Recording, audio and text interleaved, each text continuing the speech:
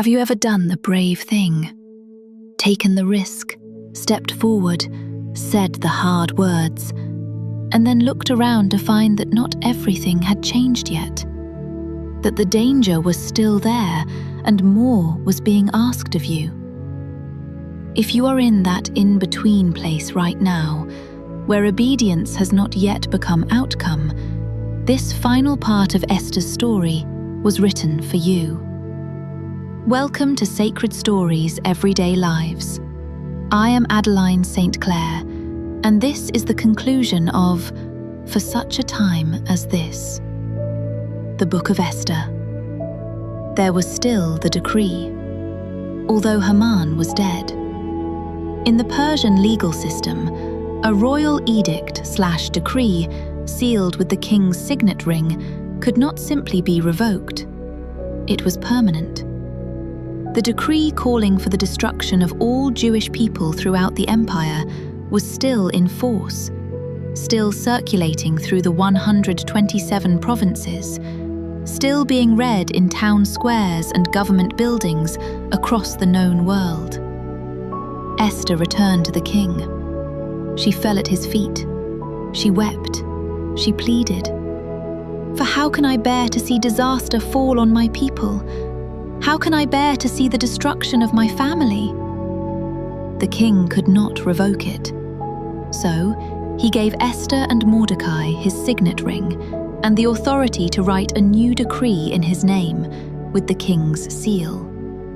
They wrote dispatches to all 127 provinces in every language of the empire, granting the Jewish people the right to assemble and protect themselves, to stand against any force that might attack them, and to destroy, kill, and annihilate any armed force of any nationality that attacked them on the day the original decree had named.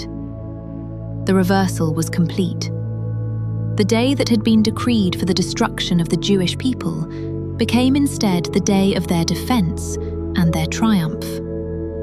The month that had been chosen by Haman's casting of lots became the month of Purim, a festival of deliverance that is still celebrated by Jewish communities around the world today.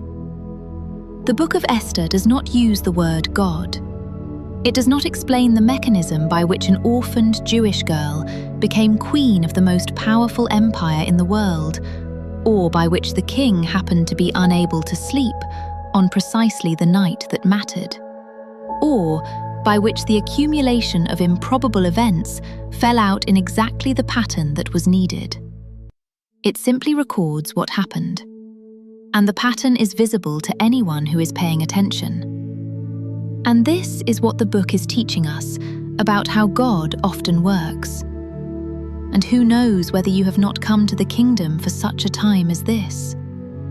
That question is the hinge of the entire book, and it is the question the book leaves open. Mordecai does not say, "God has placed you here for this purpose." He asks. He offers the possibility. The possibility is, by the end of the story, indistinguishable from certainty. But it was offered as a question because it required Esther's answer. Providence, in the Book of Esther, works through human choice. It does not override it. Esther's hidden identity was not an accident of her circumstances.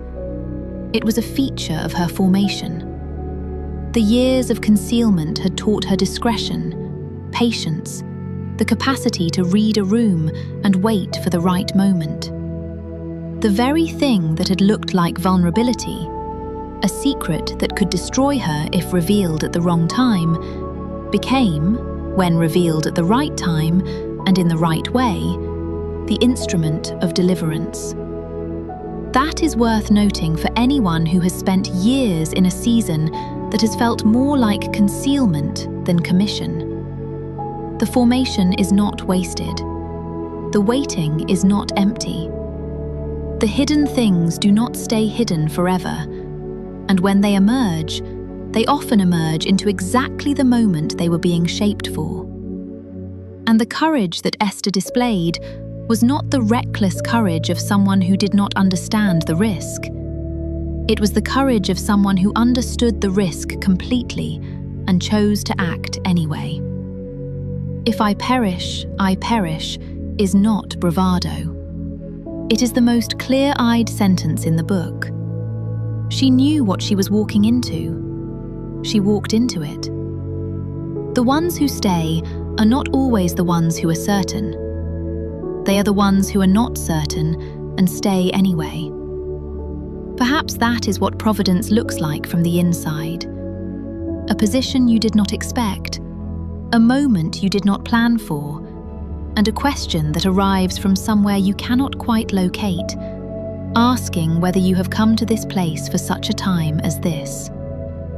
If this final part of Esther's story has stirred something in you, type Amen in the comments, or share one thing you are trusting God with today, even if the outcome is not yet clear. Your testimony may be the word someone else has been waiting to hear. So, stay, act, and trust the one whose name may not be written in the chapter you are living through, but whose fingerprints are on every page of it.